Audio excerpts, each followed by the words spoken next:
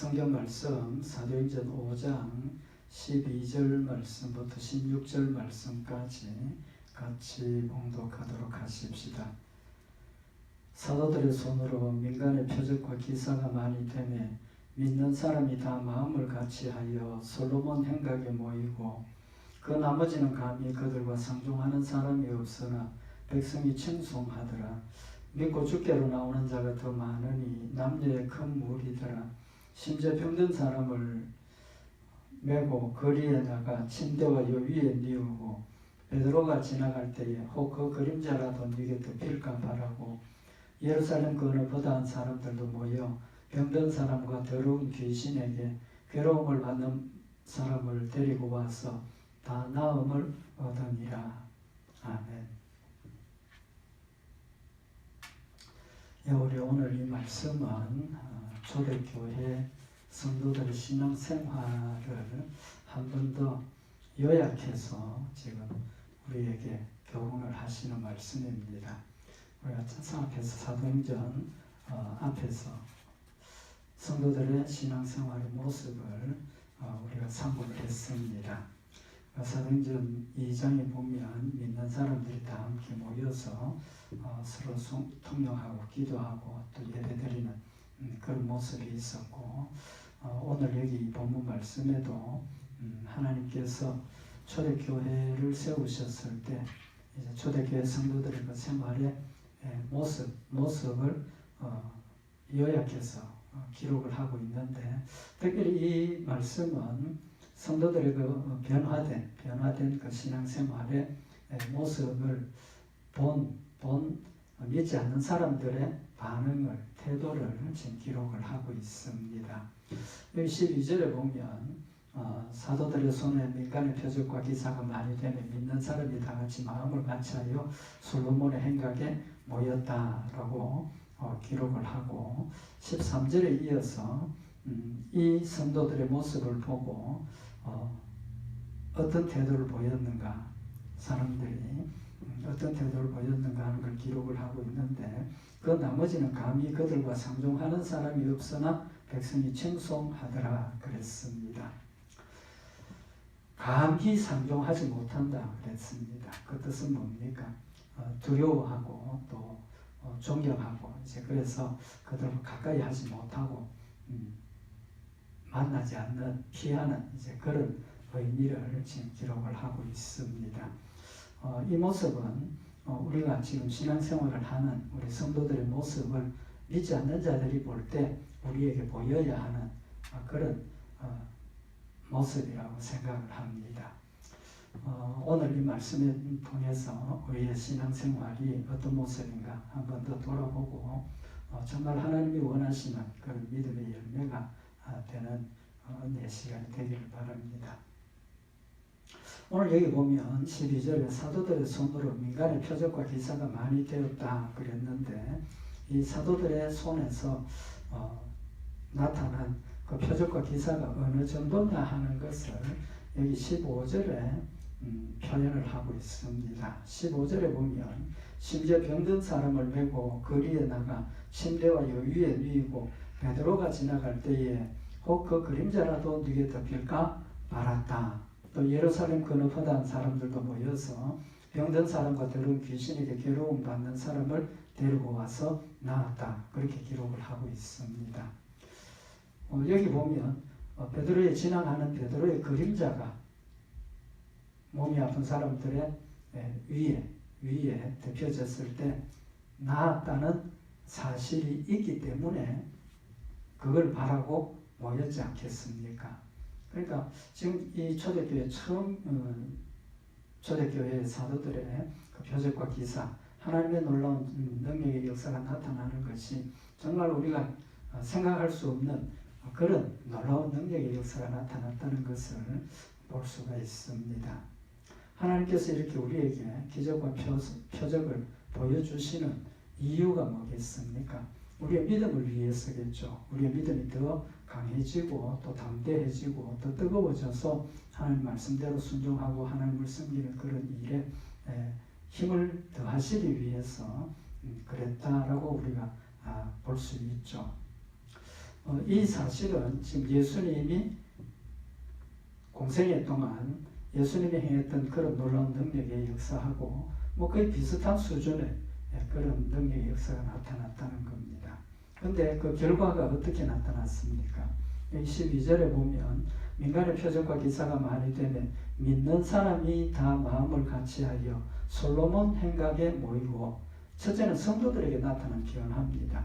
물론 사도행전 1장 이하에 나타나는 말씀들이 성도들의 그 삶이 하나님 앞에 더 아름다운 모습으로 믿음이 성장하고 성숙하면서 심지어 자신의 모든 재산을 팔아서 하나님 앞에 드려서 함께 나누고 사랑을 실천하는 그런 믿음의 성장이 있었는데, 그런 과정에서 그들의 믿음이 더 뜨거워지고 성장하고 성숙했다는 것을 지금 우리에게 보여주고 있는 거죠.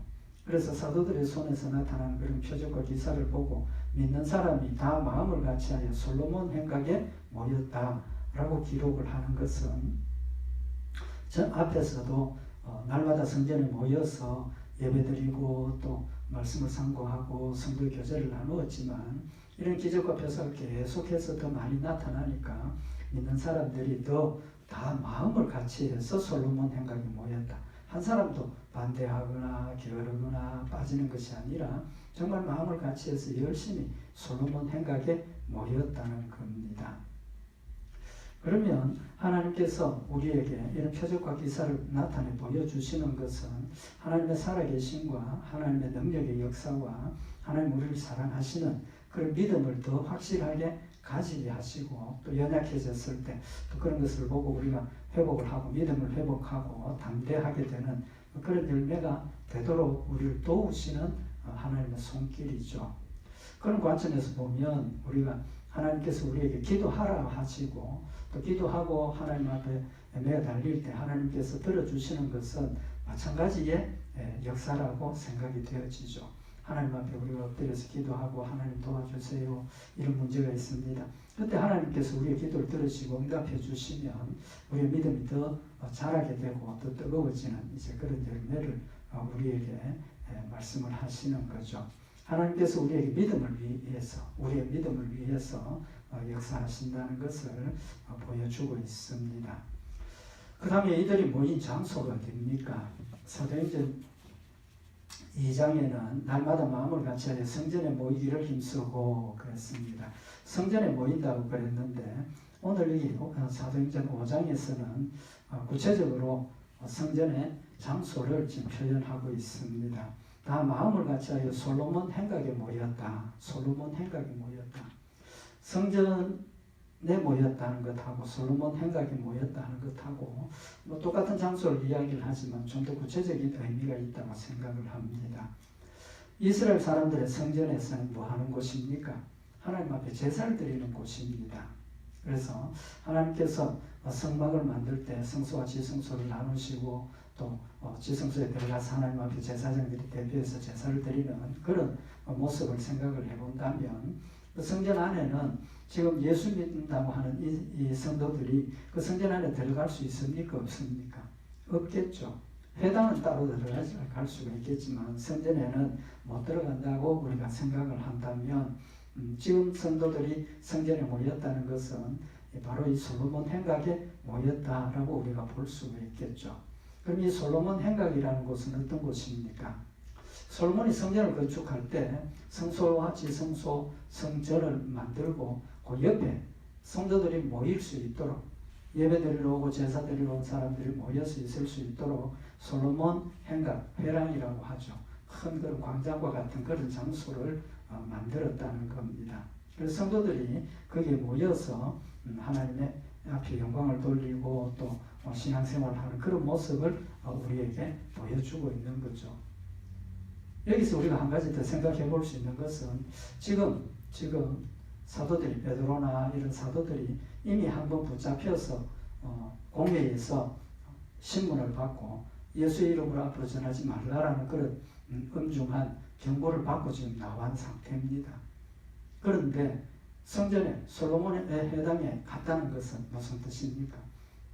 똑같은 반대하고 핍박하고 방해하는 그 사람들 속에 들어갔다는 겁니다. 그들의 믿음이 이제는 그들을 향해서 공격해오는 그런 협박과 위협을 두려워하지 않고 드러내놓고 복음을 전하고 자신들의 삶을 당당하게 전하는 그런 모습을 우리에게 보여주는 의미가 있다고 생각을 합니다. 그래서 이 솔로몬의 행각은 큰 의미에 보면 어디입니까? 교회죠, 교회. 지금 교회, 성전, 교회입니다. 그건 뭘 의미를 합니까? 많은 핍박과 반대와 지금도 방해를 받고 있지만 그럼에도 불구하고 성전이라는 곳, 공공적인 장소에 와서 모여서 예배를 드리고 또 기도도 하고 교제한다는 것은 교회의 중요성을 지금 우리에게 강조를 하시는 겁니다. 하나님께서 우리에게 교회를 주신 목적이 뭡니까? 첫째는 하나님이 우리와 함께 계신다는 것을 기억하도록 하기 위해서, 확실하게 느끼도록 하기 위해서 성막을 만드셨고 그 성막이 성전이 된 겁니다. 그래서 이스라엘 백성들이 성막을 완성한 그때에 거기에 하나님의 임재를 보여주시고 거기 하나님이 계신다는 것을 보여주시고 믿을 수 있도록 역사를 하신 거죠. 그런 관점에서 보면 이 성전 건물이 얼마나 중요한가 하는 것을 우리가 기억을 할 수 있다는 겁니다. 물론 집에서도 모이고 또 우리 각각의 성도들이 성전이지만 하나님께서 공식적인 이런 장소를 우리에게 만들어 주시고 모이라고 명령하신 것은 이곳에 함께 모여서 서로 교제하고 교통하고 가르치고 배우고 또 삶의 간증을 하고 그러면서 우리가 믿음을 나누게 되고 하나가 되고 힘을 합쳐서 주의 일들을 감당하게 된다는 사실을 교훈을 하고 있는 겁니다. 이제도 말씀을 드렸지만 많은 핍박과 반대와 방해가 있지만 그들이 모여서 함께 기도하고 그들에게 그런 모습을 보여주면서 같이 담대해지고 복음을 전하는 그런 능력의 열매를 보여준 것이라고 볼 수가 있겠죠. 교회는 친목단체가 아닙니다. 교회는 세상의 어떤 그런 친목단체가 아니죠. 이것은 하나님의 말씀을 우리가 믿고 하나님 안에서 그리스도 안에서 하나가 된 성도들이 모여서 하나님의 사랑을 함께 나누고 또 하나님의 말씀을 가르치고 배우고 또 하나님 주신 성령의 놀라운 능력의 역사를 여기 표적과 기사가 나타난 것처럼 우리 각각의 성도들이 하나님 앞에 기도하고 메어달리고 예배드리고 또 이런 삶을 통해서 각각의 성도에게 나타난 하나님의 그런 능력의 역사와 은혜와 사랑의 역사를 함께 나누면서 우리의 신앙이 더 성장하고 성숙해지는 담대해지는 그런 곳으로 하나님께서 우리에게 교회를 주셨다는 겁니다.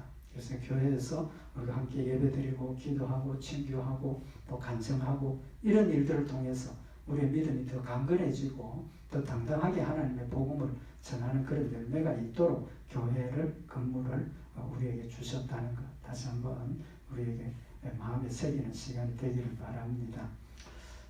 이렇게 성도들이 교회 솔로몬 행각에 모였고 그 다음에 이제 성도들의 그 삶에 대한 믿지 않는 자들의 태도입니다. 13절에 보면 그 나머지는 감히 그들과 상종하는 사람이 없으나 백성이 칭송하더라.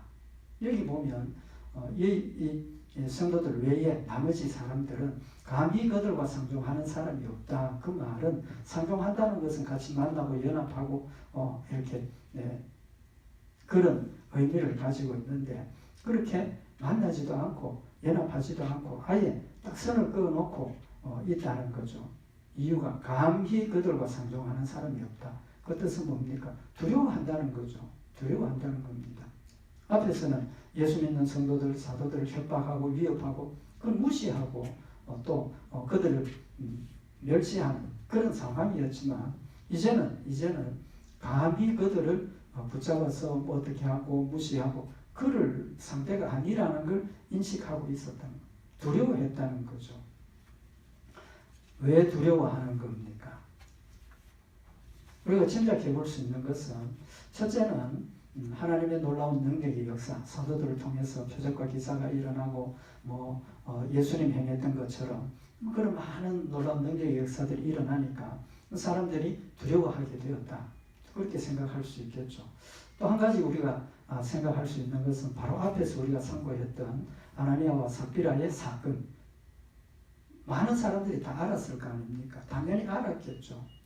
그 사건을 들었던 사람들은 이거 하나님 앞에 이렇게 거짓말을 하고 하나님 앞에 잘못된 것을 했을 때 죽을 수 있구나. 죽을 수 있구나. 하나님을 섬기는 일이, 하나님을 대하는 일이 얼마나 무서운 일이고 위험한 것인가 하는 것을 그들 스스로도 체감하고 느꼈을 거라는 거죠. 그러니까 두려움을 느꼈습니다. 마지막으로 한 가지 우리가 생각할 수 있는 것은 성도들의 삶이 완전히 거룩한 삶으로 변화가 되었다는 겁니다.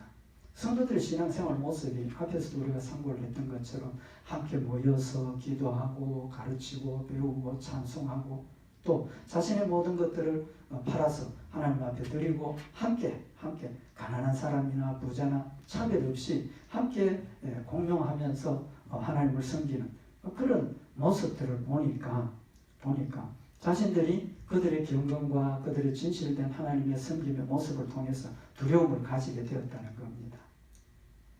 왜 그렇게 또 이야기를 할 수 있느냐 하면 오늘 여기 이 말씀에 보면 뭐라고 그랬습니까?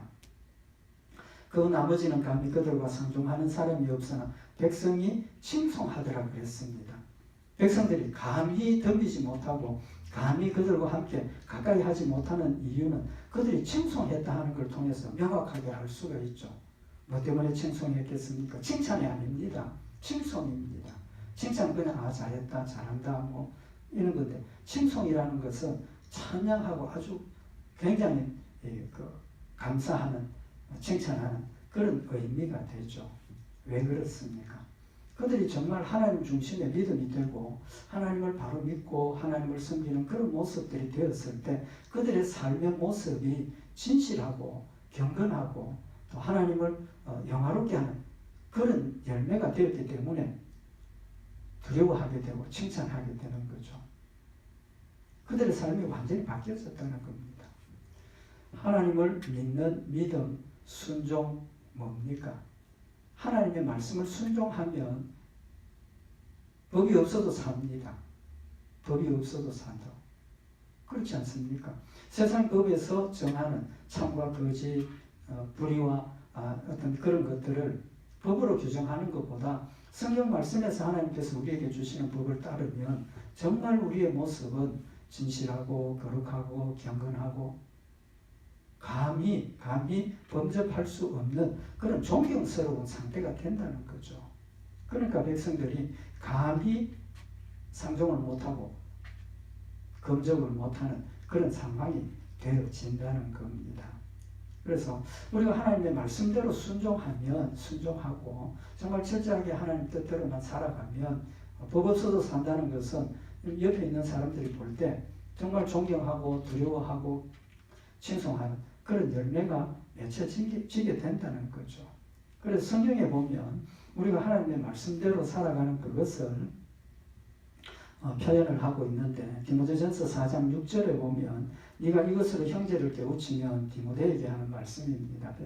사도 바울이 디모데에게 네가 이것으로 형제를 깨우치면 뭡니까? 하나님의 말씀으로 성도들을 잘 깨우치면 그리스도 예수의 선한 일꾼이 되어 하나님께서 맡겨주신 사역자의 그런 사명을 감당하는 일꾼이 되어 믿음의 말씀과 네가 쫓는 선한 교훈으로 양육을 받으리라. 누가?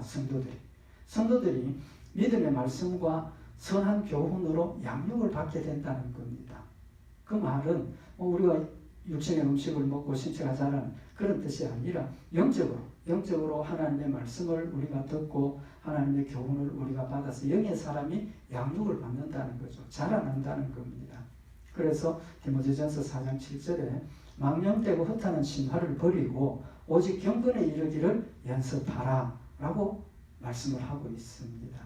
헛하는 신화, 우상 숭배, 세상의 어떤 그런 풍속들 그게 아니고 오직 하나님의 말씀과 하나님의 교훈으로 양육을 받는 그것은 경건에 이르기를 연습한다는 겁니다. 우리의 삶이 하나님의 말씀을 배우고 말씀대로 순종하는 그것이 경건에 이르는 연습이라는 겁니다. 이 연습이라는 뜻은 훈련이라는 뜻입니다. 훈련. 더 정확하게 표현을 하면 하나님께서 하신 말씀을 내 마음에 새기고 그 말씀대로 순종하는 훈련입니다. 신앙생활의 훈련입니다. 그 훈련, 연단을 통해서 우리의 영의 사람이 더 강건해지고 진실해지고 더 뜨거워지는 그런 성장과 성숙이 있다라는 거죠. 그래서 육체의 연습은 약간의 유익이 있으나 경건은 범사에 유익하니 금생과 내생에 약속이 있느니라. 경건에 이른다. 뭘 가지고? 하나님 말씀을 순종하면 우리의 모습이 점점 더 경건하게 되고 거룩하게 되고 더 하나님의 모습을 닮는 그런 열매가 된다는 거죠. 그래서 하나님 말씀 순종하는 것은 우리가 경건에 이르는 훈련이라는 사실을 말씀을 하고 있는 겁니다.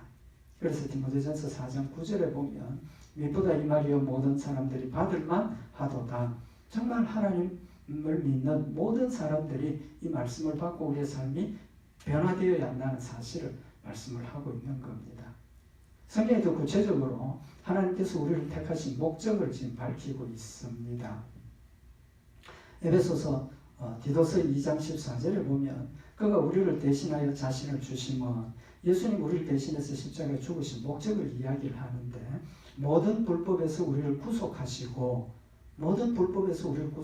우리의 죄를 다 용서해 주신다는 거죠. 우리를 깨끗하게 하사 다시 말하면 내가 예수 믿는 믿음을 고백하는 그 순간부터 죄인에서 이제는 거룩한 백성이 되어서 깨끗한 백성이 되게 하시고 선한 일에 열심하는 친백성이 되게 하려 하시느니라. 하나님께서 여러분과 나를 택하시고 우리 성도들에게 믿음을 주신 것은 선한 일에 열심하는 하나님의 백성이 되도록 하기 위해서 예수님 십자가에 죽으시고 부활하셨다는 사실을 말씀을 하고 있는 겁니다. 그럼 우리 성도들의 사명은 뭡니까? 선한 일을 열심히 하는 사람이 되어야 된다는 거죠. 신앙생활이 하나님 말씀 철저하게 순종해야 된다. 그걸 더 정확하게 표현을 하면 선한 일을 열심히 해야 된다는 겁니다. 에베소서 2장 10절에도 우리는 그의 만드신 바라 하나님께서 우리를 택하셨다는 거죠. 그리스도 예수 안에서 선한 일을 위하여 지으심을 받은 자니 우리가 하나님 앞에 선한 일을 위해서 지으심을 받았다. 똑같은 말씀이죠. 하나님께서 우리를 택하시고 예수님 우리를 대신해서 십자가에 죽으심은 선한 일에 열심하는 친백성이 되게 하기 위해서 또 거룩한 백성이 되게 하기 위해서 거룩한 백성이 되는 길이 뭡니까? 선한 일을 열심히 할수록 우리가 거룩한 백성이 된다는 거죠. 아까도 말씀을 드린 것처럼 하나님의 말씀대로 순종하면 경건한 자가 되고 거룩한 자가 되고 빛이 되고 소금이 되는 그런 열매가 된다는 겁니다. 그래서 우리에게 선한 일을 하라고 선한 일을 열심히 하는 친백성이 되어야 한다고 하시는 말씀은 디도서 3장 8절에 보면 이 말이 미쁘도다 원컨대 네가 이 여러 것에 대하여 굳세게 말하라. 하나님 말씀 열심히 담대하게 전하라는 거죠. 이는 하나님을 믿는 자들로 하여금 조심하여 선한 일을 힘쓰게 하려 함이라. 하나님께서 우리를 선한 일에 열심하는 친백성이 되게 만들었었는데 그 선한 일을 하기 위해서는 우리가 필요한 게 뭐냐 하면 조심해야 된다는 겁니다. 조심해야 된다. 그 조심한다는 뜻이 뭡니까?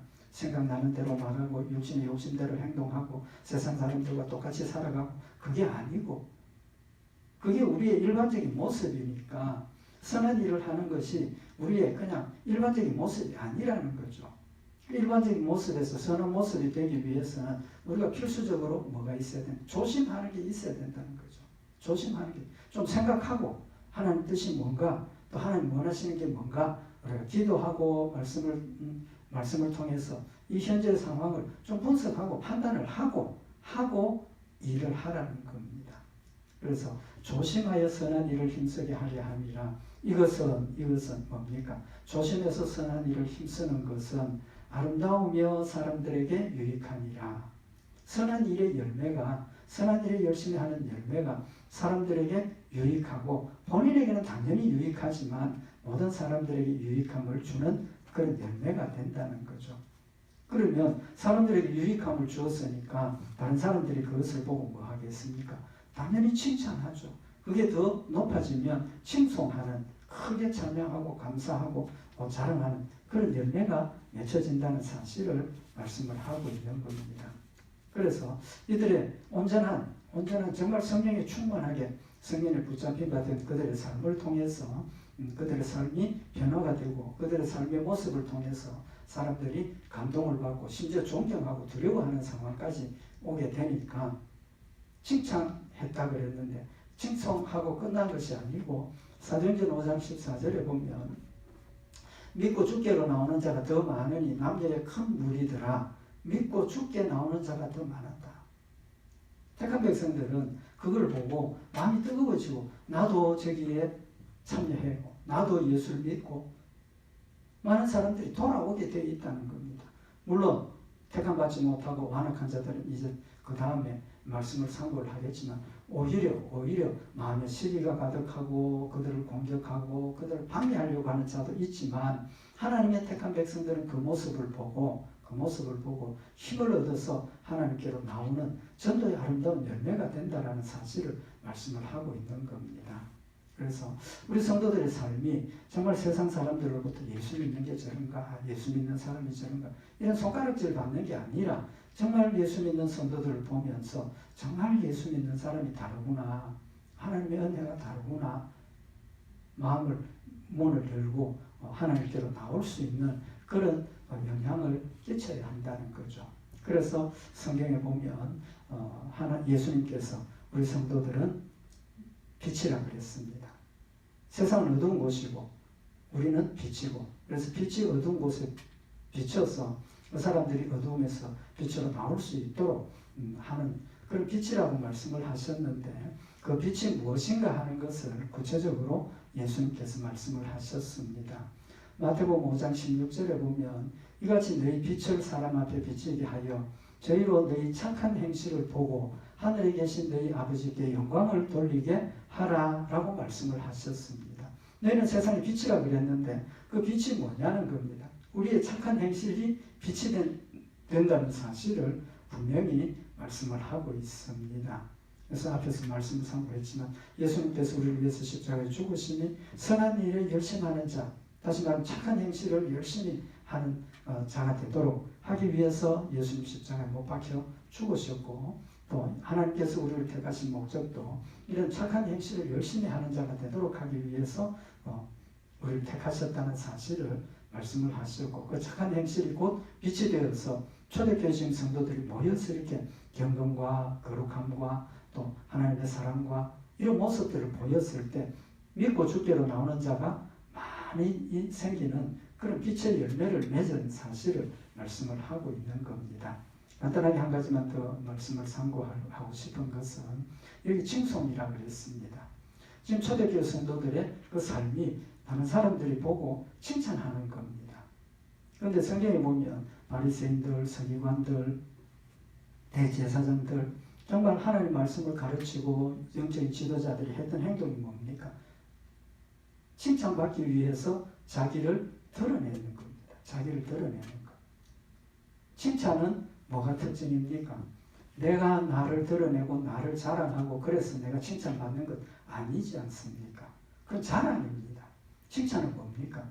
내가 내 것을 드러내고 자랑하고 나팔불고 하는 게 아니고 내 모습을 보고 사람들이 나를 칭찬하는 것, 인정하고 칭찬하는 겁니다. 그래서 하나님께서 또 예수님께서 우리에게 주신 말씀이 우리의 신앙생활이 자랑하기 위해서 하는 것이 되면 안 된다는 겁니다. 자랑하지 말라는 겁니다. 그래서 뭐라고 그랬습니까? 우리가 하나님의 사랑, 선행을 실천하는 일에 은밀하게 하라는 거예요. 은밀하게. 그래서 마태복음 6장 1절에 보면 사람에게 보이려고 그들 앞에서 너희 의를 행치 않도록 주의하라. 우리가 하나님의 말씀을 순종하고 사랑을 실천하고 이것이 사람에게 보이기 위해서 하는 행동도 있다는 겁니다. 그건 절대로 하나님 앞에 인정받지 못하고 좋은 영향이 안 된다는 겁니다. 그래서 마태복음 6장 3절에 너는 구제할 때 오른손이 하는 것을 왼손이 모르게 하여 네 구제함이 은밀하게 하라. 은밀한 중에 보시는 너희 아버지가 갚으시리라. 왜 은밀하게 하라라고 하십니까? 우리의 빛을 세상에 비추기 위해 한다면 착한 일을 하고 자랑하고 드러내고 그래야 더 널리 알려지는 것 아니겠습니까? 그럼에도 불구하고 하나님께서 은밀하게 드러내지 말고 은밀하게 하라는 겁니다. 첫째 이유가 은밀하게 하라는 이유는 우리가 착한 일을 하는 것은 누구에게 하는 겁니까? 하나님께 하는 겁니다. 사람에게 착한 행실을 하고 행동을 베푸는 거지만은 그것이 사실은 하나님께 하는 겁니다. 왜 그렇습니까? 하나님께서 은밀하게 선행을 하라고, 사랑을 실천하라고 하셨기 때문에 하나님의 말씀을 순종하는 것이지 그것이 드러내놓고 자랑하고 칭찬받기 위한 것이 아니라는 거죠. 우리가 하는 모든 일들이 이 세상에서 살아가는 이 모든 일들이 대인관계입니다. 사람들과의 관계입니다. 근데 그 사람들과의 그 관계에서 우리가 꼭 기본적으로 근본적으로 생각해야 되는 게 뭐냐 하면 다른 사람을 대하는 그 일이 다른 사람을 대하는 게 아니고 누구를 대하는 겁니까? 하나님을 대하는 겁니다. 하나님을 대하는 것. 왜 그렇게 해석을 해야 됩니까? 예수님께서 내가 줄일 때 먹을 것 주었고 목마를 때 마실 물을 주었고 내가 병들고 옥에 갇혔을 때 나에게 찾아와서 약도 제공하고 필요한 것도 제공하고 또 옷도 입혀주고 그런 것들을 했다라고 했을 때 성도들이 하는 이야기가 말은 뭡니까? 예수님, 나는 예수님 목마르신 거 보고 물 드린 적도 없고 예수님 옷을 제공한 것도 없고 예수님 도운 것 아무것도 없습니다. 그때 예수님의 대답이 뭡니까? 마태복음 25장 40절에 보면 임금이 대답하여 가라사대 내가 진실로 너희에게 이르노니 내가 여기 내 형제 중에 지극히 작은 자 하나에게 한 것이 곧 내게 한 것이라. 지극히 작은 자에게 한 것이 곧 누구에게? 하나님께 예수님께 한 것이라는 겁니다. 대인관계가 하나님을 대하는 관계라는 사실을 명확하게 지금 밝혀주고 있는 겁니다. 또 한 가지 우리가 기억해야 될 게 뭐냐 하면 율법에 보면 남의 물건을 도적질했다. 그럼 뭐 하라고 그랬습니까? 하나님 앞에 자신의 죄를 인정하고 회개하고 피해를 준 사람에게 피해 보상을 하라고 그랬습니다. 만약에 내가 피해를 준 그 사람에게 죄를 범한 것이라면 그 사람에게 피해를 보상하고 미안하다 용서를 빌고 그 사람 그래 이거 없었던 일을 하자 내 용서할게. 그러면 죄가 없어져야 되죠. 왜? 대인관계의 일이니까. 피해 입은 사람이 나를 용서하면 그걸로 끝이 나야 된다는 겁니다. 그런데 그렇게 됩니까? 안 됩니까? 아니지 않습니까? 아니에요. 남의 걸 훔쳐서 그 사람에게 갚았지만 내가 누구에게 회개합니까? 하나님께 회개하는 겁니다. 왜? 하나님께서 훔치지 말라. 하나님께서 피해 주지 말라. 명령을 하셨고 그것을 범한 것이기 때문에 하나님 앞에 회개를 하는 겁니다. 그런 관점에서 보면 하나님께서 우리가 대인관계, 이 세상의 모든 관계의 그 근본은 하나님이 계신다는 사실을 우리에게 분명히 교훈을 하시는 것이고 그 모든 일에 누구를 상기를 하라는 겁니까? 하나님을 기억을 하라는 겁니다. 하나님을 기억을 하고 하나님의 말씀대로 순종하고 하나님의 뜻대로 살아야 된다는 사실을 지금 우리에게 교훈을 하고 있는 겁니다. 그래서 대인관계의 그 자세 자체가 그 상대방이 누구? 하나님이라고 생각을 하고 행동을 하고 대하라는 사실을 말씀을 하고 있는 겁니다.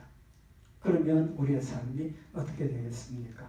많이 달라지겠죠. 많이 달라질 겁니다. 그래서 마태복음 5장 16절에 이같이 너희 빛을 사람 앞에 비치게 하여 저희로 너희 착한 행실을 보고 하늘에 계신 너희 아버지께 영광을 돌리게 하라. 우리의 착한 행실을 보고 나를 칭찬하는 게 아니고 하나님께 영광을 돌리게 하라는 겁니다. 하나님께 영광을 돌리게 한다는 것은 우리의 착한 행실이 하나님께 영광을 돌리게 한다는 것은 내 모든 행동의 근원이 누구냐? 하나님이 하신다는 것을 상대방이 인정을 하고 그것도 역시 하나님을 인정을 하기 때문에 하나님께 영광을 돌리는 겁니다. 그래서 우리의 모든 관계에 누가 계신다는 겁니까? 하나님이 계신다는 사실을 우리가 기억을 하자는 겁니다. 그래서 우리는 늘 우리 신앙생활의 명제가 하나님 앞에서라는 명제를 가져야 한다는 사실을 지금 우리에게 교훈을 하고 있는 말씀인 겁니다. 우리가 하나님 앞에서 내가 지금 하나님 나를 지금 보고 계시고 다 알고 계신다. 그렇다면 내 행동이 내 말이 절제가 되고 분명히 달라진다는 거죠. 그래서 고린도후서 10장 17절에 보면 자랑하는 자는 주 안에서 자랑할지니라. 내가 선한 행실을 하고 내가 착한 일을 하는 그것이 내 능력과 내가 착해서가 아니고 하나님이 주신 힘으로 믿음으로 하나님의 사랑으로 한다는 것을 알리라는 거죠. 또 알게 된다는 겁니다. 그래서 하나님께서 우리 성도들을 하나님의 자녀로 삼아주시고 거룩한 백성으로 삼아주신 것은 착한 일에 열심하는 하나님의 일꾼이 되도록 우리를 불러주셨다는 것 다시 한번 기억을 하고 우리의 모든 것들이 누구에게? 하나님께 하는 것이라는 믿음의 근본을 다시 한번 우리 마음에 새겨서 오늘 여기 초대교회 성도들의 삶이 정말 하나님 앞에서 두려움 없이 정말 진심으로 하나님의 사랑을 실천한 그런 열매를 맺은 것처럼 우리도 힘을 다해서 주를 섬기고 주를 영화롭게 하는 우리 성도들과 교회가 되기를 바랍니다. 기도드리십시다.